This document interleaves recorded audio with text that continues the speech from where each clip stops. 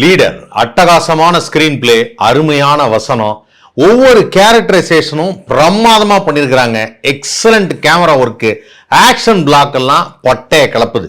Leader இந்த வாரம் release ஆன இந்த திரைப்படத்தை பத்தி தான் நிறைய பேசணும் அப்படின்னு ஆசைப்பட்டேன். படத்தை பார்த்தேன், ரொம்ப ரொம்ப நல்லா இருந்தது. ஆக்சுவலா பாத்தீங்கன்னா ஒரு கதையை செலக்ட் பண்றது அப்படிங்கிறது ரொம்ப முக்கியமான ஒரு விஷயம். அந்த வகையில நமது லெஜண்ட் சரவணா அவர்கள் ஒரு நல்ல கதையை தான் செலக்ட் பண்ணியிருக்காரு.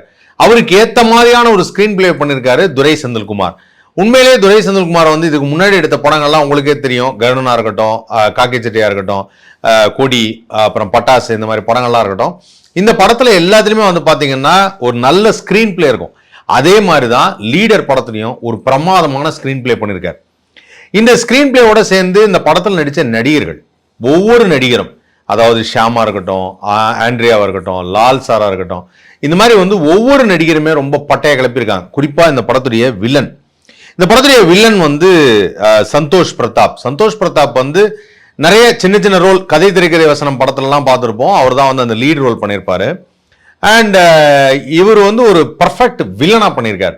இந்த பர்ஃபெக்ட் வில்லன் அப்படின்னா அதுல ஒரு சஸ்பென்ஸ் இருக்கு. இது வரைக்கும் வில்லன் இப்படிதான் இருப்பாங்க, அவங்க கேரக்டர் இப்படிதான் இருக்கும், இந்த இடத்தோட அவங்க ஒழிஞ்சிருவாங்க அப்படிங்கிற மாதிரி இருக்கும். ஆனா இந்த கதையை பொறுத்த வரைக்கும் ஒரு நிறைய வாட்டி ஒரு உருவெடுத்து வர்ற மாதிரியான ஒரு விஷயம் இருக்கும். அது என்ன அப்படிங்கிறத படத்தை நீங்க பாத்தீங்கன்னா உங்களுக்கே புரியும். கண்டிப்பா நீங்க அதை என்ஜாய் பண்ணுவீங்க. அண்ட் இந்த படத்தில் நடிச்ச ஹீரோயின் உண்மையிலேயே பாயல் ரொம்ப பிரமாதமா பண்ணியிருக்காங்க. குறிப்பிட்ட சில சீன் தான் வராங்க, பட் குறிப்பிட்ட சில சீன் வந்தாலும் அவ்வளோ அருமையா அந்த கேரக்டரை பண்ணியிருக்காங்க. அவங்களுடைய எக்ஸ்பிரஷன், டயலாக் எல்லாமே பக்கவா இருக்கு. ஒரு எக்ஸ்பீரியன்ஸ்டு டைரக்டர்கிட்ட ஒர்க் பண்ணும்போது நமக்குள்ள ஒரு பெரிய திருப்தி ஏற்படும். அந்த திருப்தி கண்டிப்பா அந்த படத்துல ஒர்க் பண்ண அத்தனை ஆர்டிஸ்டுக்கும் ஏற்பட்டிருக்கும்னு நினைக்கிறேன். குறிப்பா இந்த படத்துடைய ஹீரோ லெஜண்ட் சரவணா, அண்ட் இந்த படத்துடைய ஹீரோயின் பாயல், அதுக்கப்புறம் இந்த படத்துடைய வில்லன் சந்தோஷ் பிரதாப், அதுக்கப்புறம் ஆண்ட்ரியா, லால் சார், அண்ட் கலாகே பிரபாகர், அதுக்கப்புறம் அமிர்தா ஐயர், விடிவி கணேஷ், நம்ம ஆலினால் கதிர், இயல் பாப்பா, இவங்க எல்லாரும் இந்த படத்துல ரொம்ப ரொம்ப பிரமாதமா பண்ணியிருக்காங்க. இந்த படத்துடைய இன்னொரு கதாநாயகன் அப்படின்னா இந்த படத்துடைய சினிமாட்டோகிராஃபி வெங்கடேஷ். அண்ட் இந்த படத்துடைய மற்றும் ஒரு அருமையான technician editor Pradeep E Raghav. And இந்த படத்தை துரைராஜ் அவர் தான் ஆர்ட் டைரக்ஷன் பண்ணியிருக்காரு. ஆர்ட் டைரக்ஷன் சாதாரணமான ஆர்ட் டைரக்ஷன் கிடையாது. இந்த படத்துக்கு ஏகப்பட்ட செலவு பண்ணியிருக்காங்கன்னு நினைக்கிறேன். ஏன்னா இந்த கதைக்கு தேவைப்பட்டிருக்கு. லொக்கேஷன் வைஸு, ஒரு ஆப்ஜெக்ட் வாங்குறதா இருக்கட்டும், இல்லை பொருட்கள் எப்படி சைடில் வைக்கணுங்கிறதா இருக்கட்டும். இதில் சாதாரணமாக சொல்லணும் அப்படின்னு பார்த்தா எனக்கு தெரிஞ்சு சவுத் இந்தியன் ரயில்வேல, not south Indian railway, Indian ரயில்வேஸில் ஷூட் பண்ணுறதுக்கு பர்மிஷன் அவ்வளோ ஈஸியாக கொடுக்க மாட்டாங்க, ரொம்ப கஷ்டம். அந்த வந்தே பாரத் ட்ரெயினையே இவங்க செட்டு போட்டு தான் பண்ணியிருக்காங்கன்னு நினைக்கிறேன். ஆனால் பிரமாதமாக செட்டு போட்டிருக்காங்க. அது கண்ணில் எடுத்து ஒத்திக்கிற மாதிரி இருந்தது. ஏன்னா அது அப்படியே ரிப்ளிகா பண்ணணும், ஒரு இன்ச்சு மாறாமல் ரிப்ளிகா பண்ணணும். அந்த இன்ச்சு மாறாமல் அவ்வளோ அழகாக அந்த ஆர்ட் டைரக்ஷன் உண்மையிலேயே துரைராஜ் அவர்களை பாராட்டியாகும்.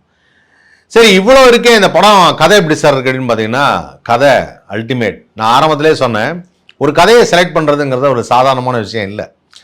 அதை பல ஹீரோக்கள் தமிழ் சினிமாவில் இருக்காங்க, பல பேருக்கு மிஸ் ஆகுது. ஒரு கதையை செலக்ட் பண்ணும்போது மிஸ் ஆகுது. பல வருஷம் மாஸ் ஹீரோவாக இருந்திருக்கிறாங்க, அவங்களே கதையை செலக்ட் பண்ணும்போது மிஸ் ஆகிடுது. ஐயோ இந்த கதை ஒர்க்காகவும் போயிடுச்சு அப்படின்னு யோசிக்கிறாங்க. ஆனால் இங்கே என்ன அப்படின்னு பார்த்தீங்கன்னா, கதையை மட்டுமே நம்புறது. அந்த கதையில் யார் நடித்தாலும் நல்லாயிருக்கும், அப்படி ஒரு கதையை செலக்ட் பண்ணி அந்த கதையில் நாம் நடிக்கலாம் அப்படின்னு சொல்லி முடிவு பண்ணார்ல legend Saravana, hats off to him. ஒரு ரெண்டாவது படத்தில் இவ்வளோ பெரிய டிரான்ஸ்ஃபார்மேஷன் எதிர்பார்க்கவே இல்லை. முதல் படத்துலையும் கதை நல்லா இருந்தது, ஆனால் அவருடைய அப்பியரன்ஸு, அவருடைய லுக்கு அதெல்லாம் பார்க்கும்போது பல பேர் பாரேன் இவர் போய் நடிக்க வந்துட்டார் அப்படின்னாங்க. நான் ஆரம்பத்திலே ஒரு இடத்துல சொன்னேன், எப்பவுமே கிண்டலுக்கு தான் சமயத்தில் சில ஆக்டர்ஸை பேச ஆரம்பிப்போம், ஆனால் அவங்க அப்படியே கொஞ்சம் கொஞ்சமாக மெருகேறி வேற மாதிரி டெவலப் ஆவாங்க. ஆனால் லெஜண்ட் சரவணாவுக்கு ரெண்டாவது படத்திலே தெரிஞ்சிருச்சு. ஏன்னா அவரோட லுக்கு, ஃபீல், நட எல்லாத்தையுமே இந்த படத்தில் ரொம்ப பிரமாதமாக காமிச்சிருக்கிறாங்க. ஒரு நல்ல ஆர்டிஸ்டுக்கு ஒரு நல்ல டைரக்டர் தேவை. அந்த வகையில் துரை செந்தில்குமார் பட்டையை கிளப்பிட்டார். இந்த கதையெல்லாம் கேட்கும்போது எனக்கு என்ன யோசித்தேன் அப்படின்னா, இன்றைக்கி பல பேர் ரீமேக் எல்லாம் எடுத்துகிட்டு இருக்கிறாங்க. தெலுங்கு படத்துலேருந்து ரீமேக் பண்ணுறது, அதை அப்படியே அந்த கதையில் உள்ள சீனை தூக்கி வைக்கிறது, அந்த மாதிரிலாம் எடுக்கிறாங்க. அவங்களுக்கெல்லாம் இது தோணவே தோணாதா? இவ்வளோ ஒரு நல்ல டேரக்டரை மிஸ் பண்ணியிருக்காங்க, இந்த நல்ல டேரக்டருடைய கதையை கேட்கணும்னு கூட தோணாதா? இவரை எத்தனை பேர் இவர்கிட்ட கதை கேட்காம போயிருப்பாங்க, எத்தனை பேர் இவர்கிட்ட நம்ம அப்புறமா பண்ணிக்கலாம்னு சொல்லியிருப்பாங்க. அவங்க எல்லாருக்கும் இப்போ மைண்டில் ஒன்று வந்து போகும், சரி இவரை மிஸ் பண்ணிட்டோமே அப்படின்னு ஒரு விஷயம் யோசிப்பாங்க. ஆனால் அந்த வகையில் லெஜண்ட் சரவணா மிஸ் பண்ணவே இல்லை. அவர் தெளிவாக இருந்திருக்கார். ஆடியோ லான்ச்சில் சொல்லும்போது துரை செந்தில்குமார் சொன்னார், நான் அந்த கதையை சொல்லிவிட்டு பண்ணலான்னு முடிவு எடுத்தப்போ நடுவில் திடீர்னு எனக்கு இன்னொரு படம் அமைஞ்சிருச்சு, கருடன் பண்ண வேண்டியதாக போயிடுச்சு. ஸோ கருடன் பண்ணி முடிச்சுட்டு வர்ற வரைக்கும் இவர் காத்திருக்க மாட்டார்னு நினச்சேன். ஆனால் இவர் வெயிட் பண்ணியிருந்தார். வெயிட் பண்ணி இந்த படத்தை எப்படி நீங்கள் தான் பண்ணுறீங்கன்னாரு. அதுக்கு ஒர்த்து, விடிவி பாஷையில் சொன்ன இப்போ ஒர்த்தே இல்லையே அப்படின்னு இல்லை, ஒர்த்து, பக்கா ஒர்த்து. படம் ஆரம்பிச்சதுலேருந்து கடைசி வரைக்கும் கொஞ்சம் கூட அந்த பெப்பு குறையவே இல்லை. ஒரு இடம் கூட லேகு ரொம்ப டவுன் ஆகுது, இல்லை சார் கொஞ்சம் சுமாராக தான் இருக்குது, அந்த மாதிரி எங்கேயுமே இல்லை. இந்த படம் ஃபுல்லாகவே விறுவிறுன்னு போச்சு. இன்னொரு முக்கியமான விஷயம் என்னன்னா, இது ஏதாவது ஒரு படத்துடைய தழுவலா இல்லை வேற ஒரு படத்துலேருந்து எடுத்த சீனாங்கிறது நமக்கு தெரியாது. இது வரைக்கும் அந்த மாதிரி எந்த நியூஸும் வரல. அப்படி இல்லைன்னா இந்த படம் தெலுங்கில் சூப்பர் டூப்பர் ஹிட் ஆகும். ஹிந்தியில் இந்த படத்தை ரீமேக் பண்ணாங்கன்னா இன்னும் சூப்பர் ஹிட் ஆகும். ஏன்னா இந்த ஆடியோ லான்ச்சில் ஒருத்தர் வந்து சொன்னார், சின்ன வயசில் வந்து ஃப்ரிட்ஜில் வந்து ஒரு பக்கம் சல்மான் கான் ஃபோட்டோ ஒரு பக்கம் ஷாருக் கான் ஃபோட்டோ ஒட்டி வச்சுட்டு இவங்கள மாதிரி நானும் ஒரு ஹீரோ ஆவேன் அப்படின்னு சொல்லி லெஜண்ட் சரவணா சொல்லியிருந்தாரு. ஆனால் இப்போ பாருங்கள் அவரே ஹீரோ ஆகிட்டார்னாரு.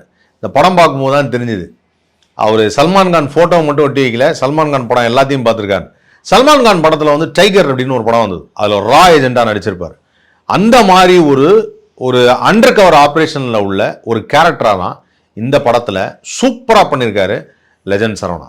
அண்ட் அந்த கேரக்டரை ஒவ்வொரு ஷாட்டும் ஒவ்வொரு சீன்லையும் ட்விஸ்ட் வந்துக்கிட்டே இருக்கு.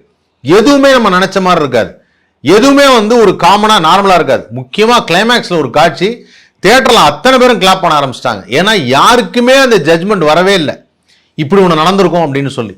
அந்த லெவலுக்கு ரொம்ப பக்காவாக ஒர்க் பண்ணியிருக்காங்க ஸ்க்ரீன் பிளே. ஆனால் அந்த படத்தினுடைய ஆடட் டு த கோர் அப்படின்னா அது கிப்ரானோட மியூசிக். ஜிப்ரான் வந்து ஒண்டர்ஃபுல் மியூசிஷியன். பாட்டாக இருக்கட்டும், பேக்ரவுண்ட் ஸ்கோராக இருக்கட்டும், ரொம்ப நல்லா இருந்தது.